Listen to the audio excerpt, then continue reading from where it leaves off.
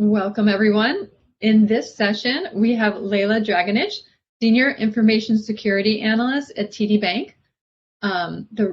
She will be presenting The Right to be Forgotten, Data Permanence and Identity. Just a quick note, please put all your questions in the Q&A, not in the chat. And that's all. Lela, a reminder to start your timer, and then it's off to you.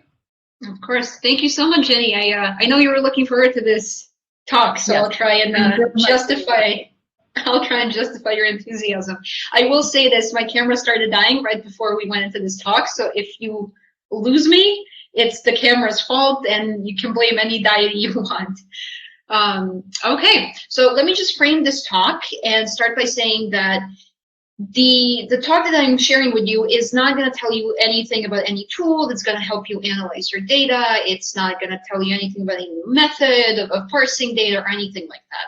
The reason I wanted to speak about this to you is because I think that we need to reframe and rethink things that we take for granted, the technology that we use, the systems that we are building, and the fact that all of this data that we are using, we also kind of take it for granted and just work with it as some sort of material like clay, not really thinking what that data means and what it represents to people. So let me start. And let's start by reframing our understanding of what information and communication technology is. So first of all, we are all a part of this digital economy that has been built on data as currency. Data is our oil. If we don't have the data, we can't really do anything. And we are actively engaging in this process of commodification of data, meaning that we are taking people's private information, as many data points about them as we can, and turning them into profit and monetizing them. And of course, this is kind of a toxic feedback loop where then we're pushing for more and more data to be collected in order to generate more profit, but that also leads to more invasion of privacy. Now, we also know that the companies that are the most powerful, that are the biggest players in the market, are those that have the best ability to collect the data, to store it, to analyze it, and that plays into it as well. But what we have done, and I think technology is amazing, don't think I'm just here to criticize technology and kind of talk about apocalypse scenarios. We are creating systems that don't forget. And that's the point, right? Everything that you create, you want to make sure that that data is clean. You want to make sure that it's not easily lost, that it's not easily forgotten. But what we have created in the process, and I'm not just talking about social media, which is the most obvious example of this, but also your healthcare records, your payment records, your credit scores. All of these systems are just really complex memory management machines. And that's what we are creating, and that's what we have created. So social media is the most obvious example. All your memories, photos, thoughts, posts, it's all up there. But even those background systems that we don't think about often as something that contains memories and frankly, information about us, I forget as well that my credit score is something that relates to me. That is also important to who we are and to our identity. So now we have these complex management machines, but what are they handling? They're handling data, and we need to reframe how we see data as well. Now, we're all familiar with the concept of the biosphere. We live in the natural world, there's animals, there's everything else, but we also exist in something called the Infosphere. It's not just the biosphere anymore. And this isn't a new concept. We have always existed as social beings in an infosphere where, our information floats around us, whether we were sending out letters, whether these are analog physical documents. Information has always been relevant to us, and information is how we connect to each other. And information is also how we differentiate ourselves from each other. So we have always existed in an infosphere. But because of this fourth industrial revolution, the digital revolution that we have, where that information is increasingly digitized, I can't think of a single piece of data about myself that has not at some point been turned into a digital piece of information. Now, all of that is being uploaded into the infosphere that is all around us now more than ever. And I think the past year of COVID has just helped push that. we also noticed that now we can't really engage in the natural world anymore without first engaging in the infosphere. Even if you're going from point A to B, you're going to use Google Maps, you're going to use something. If you're going to go see your doctor, you're going to do something online first. If you're going to buy something, if you're going to travel, if you're going to communicate, share something very personal, you're going to do it through the infosphere. And this enhances the idea that we are informational organisms. Now, we always have been informational organisms. I can't share anything about myself, about my emotions and my thoughts, if I don't turn them into information to share with you first. So information is integral to who we are. It is almost impossible to separate from our identities, because if I don't offer you information, who I am, my education history, my work history, my personal history, if I don't share that, I have nothing to share with you.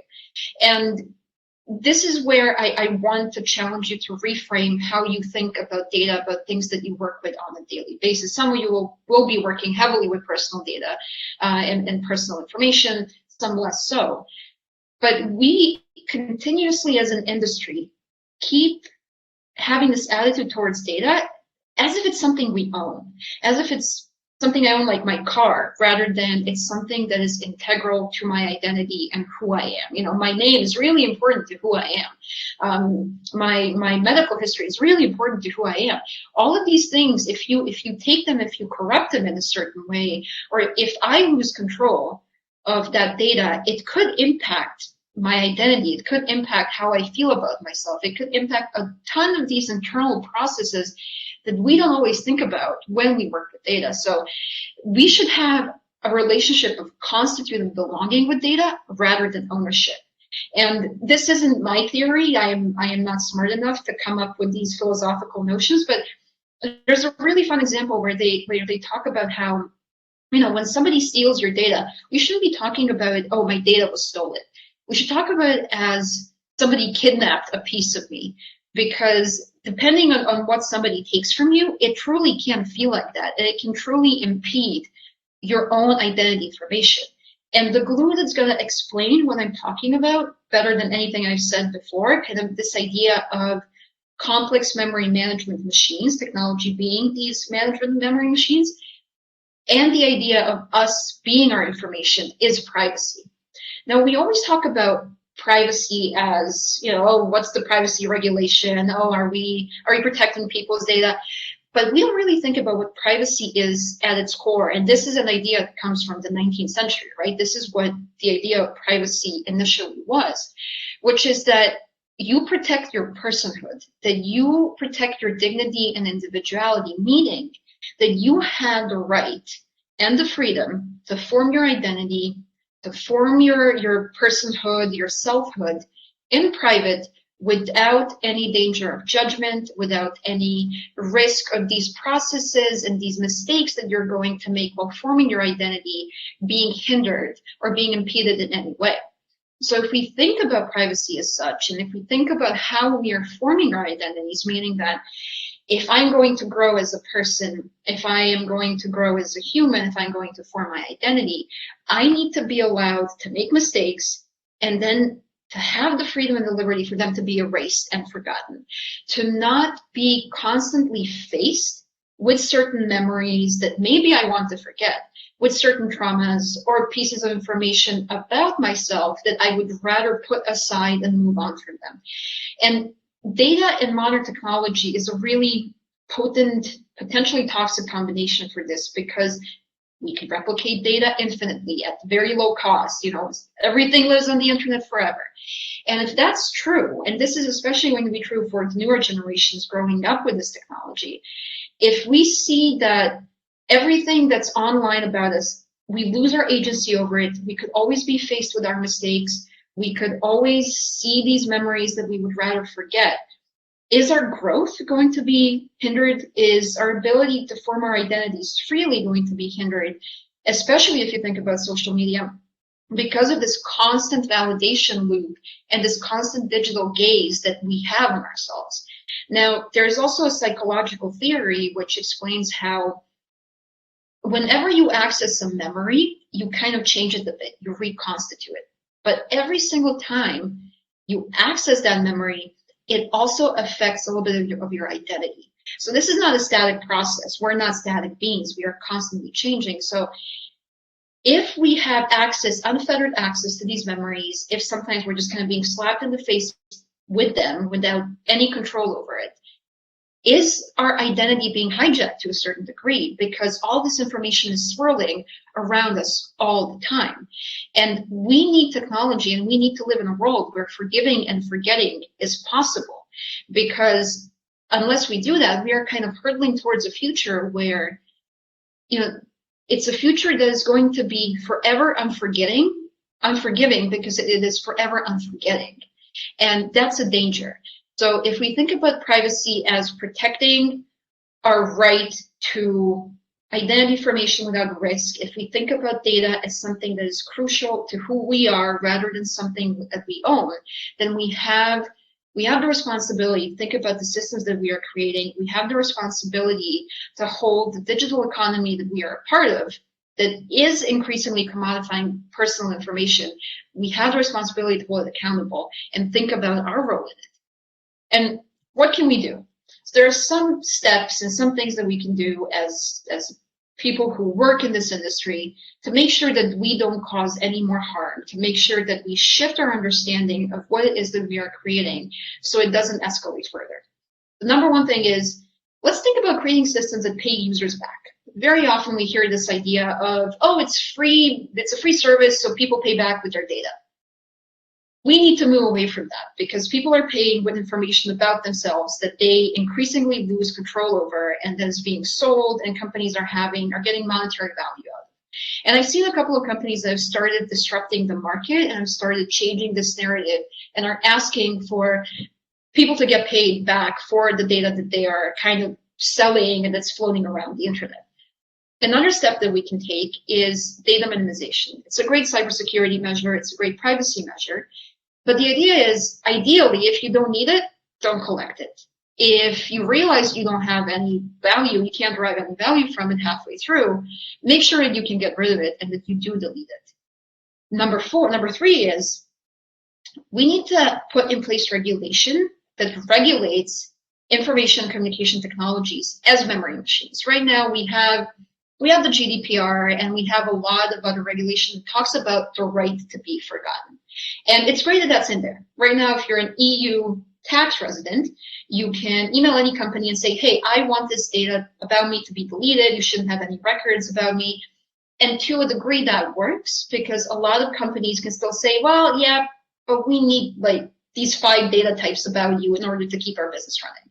So they can still keep things there. And we also know that sometimes data privacy regulation doesn't fully understand how technology works. So it can be very prescriptive and doesn't really tell you, to what degree does the data need to be overwritten or how it needs to be deleted for it to truly be fully anonymized or fully gone.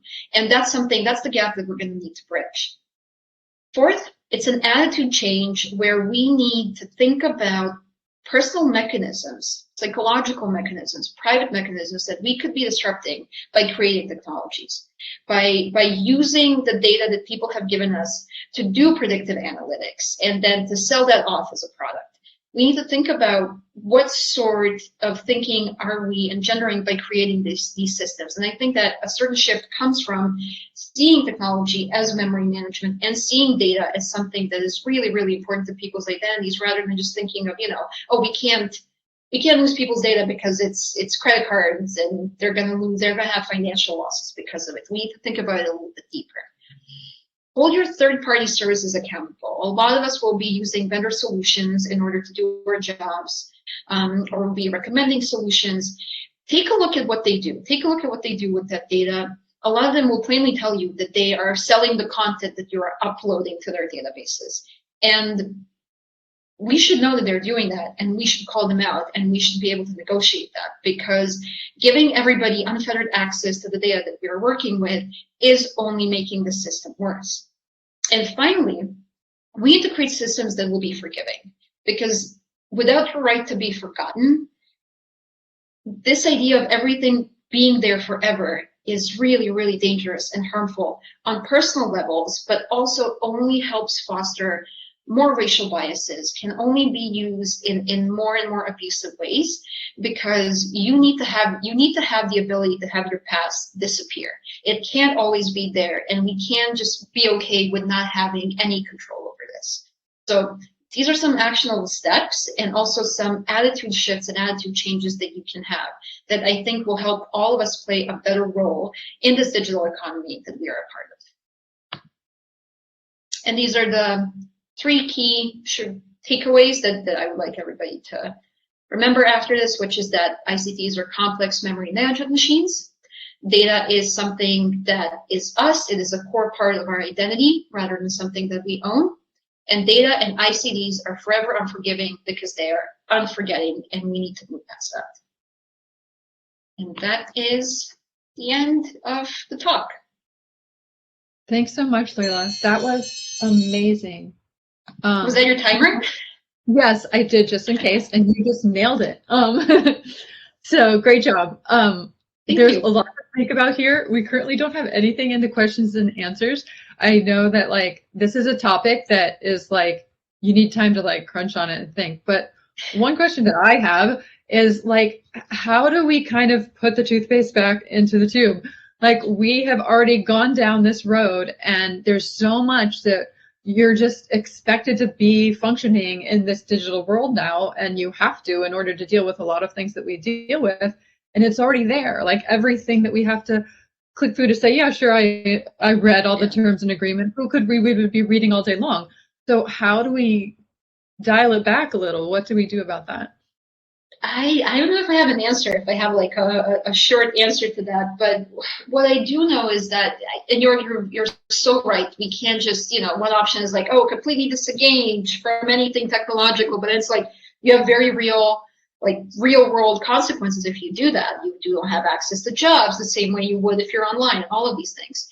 So what I'm seeing is there is a shift and a push in general. And you can't do it if you're just kind of an individual on your own. You can go and track down companies that have your data. You can ask that things get deleted. You can take control by deleting some of the accounts that you have now, and kind of it's more harm reduction than really putting the toothpaste back in, right? It's more of like, okay, let's not make things worse. So you can delete those accounts. You can ask for your data to be deleted, and you can shift to services that are more private, that offer you more control. And I think that we're seeing that general societal push now with, that sudden jump of people that went to Signal, where you had millions of people subscribing to Signal because they realized, oh, maybe WhatsApp isn't the best. We're seeing more and more education about it. And if there is one fix that I can think of, that is education. I tend to yell about cybersecurity every day as a part of my job, but the one thing that I love doing is also educating people about cybersecurity. And a part of that is also this topic, because I think that we have just given everybody technology. I compare it to giving everybody cars, but we have not, there's no system to get driver's licenses. There's no way for anybody to teach you how to do anything. You're just kind of driving around like crazy. We don't know what the technology does. We're going to crash. It's horrible. And I think we need to have a sustained push to educate people about privacy and cybersecurity. And that is the only way we're going to do anything. And the reason we saw that jump where millions signed up for Signal is because there was kind of a global information push where everybody explained what was happening, what was going wrong. And I think we need cybersecurity in schools, and we need to make it more accessible. And then we as an industry as well need to make sure that people understand what we do, and to understand what is it that they can do to take more control over their lives and their data. So the key is, I think, education. But for us internally, who are kind of on the other side of the fence, who already understand what's going on, is to change our attitude and understand that unfettered and kind of mass access to data collection, data processing also isn't the answer. Awesome. We do have 2 questions. I'll try to get through them quickly. Sure. Eo Blair Fries asks, what role do you think synthetic data can play in personal protection after a project is done? Is it a Band-Aid if we still capture historical mistakes, in quotes? I think it goes in line with harm reduction, right? That you are realizing at what point, if you're not using people's real data or so-called production data, you are definitely doing something better. You are minimizing that harm, that is for sure. I think the one thing that would worry me is that we make sure that we are not, as you said, repeating some of those mistakes and coding some of those biases into the synthetic data as well. But speaking about, taking actual people's data, if you're using synthetic data, I think that's one way to go. That if we could use that more, that would definitely help. Awesome, thanks. The second question was from June Tightly. Are there companies that do these things well that you would recommend learning from as an example? Oh, we might cut off. Yeah, that was recently got a lot of news in the press. Generate Ads, which is a browser that you use, and then they sell your data for you, but you get 80% of it back. You get money.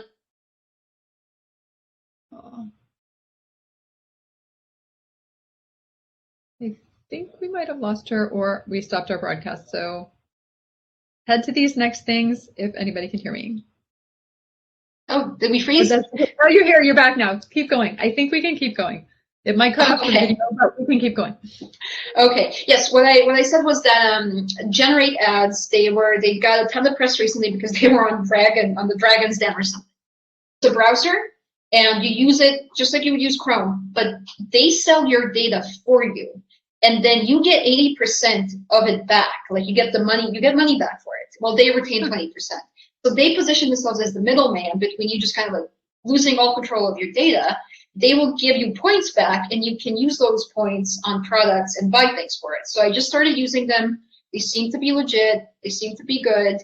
That was a model that got me really, really excited because I never thought of that. But that's a really cool way of giving people some value back for what they have been giving away for free.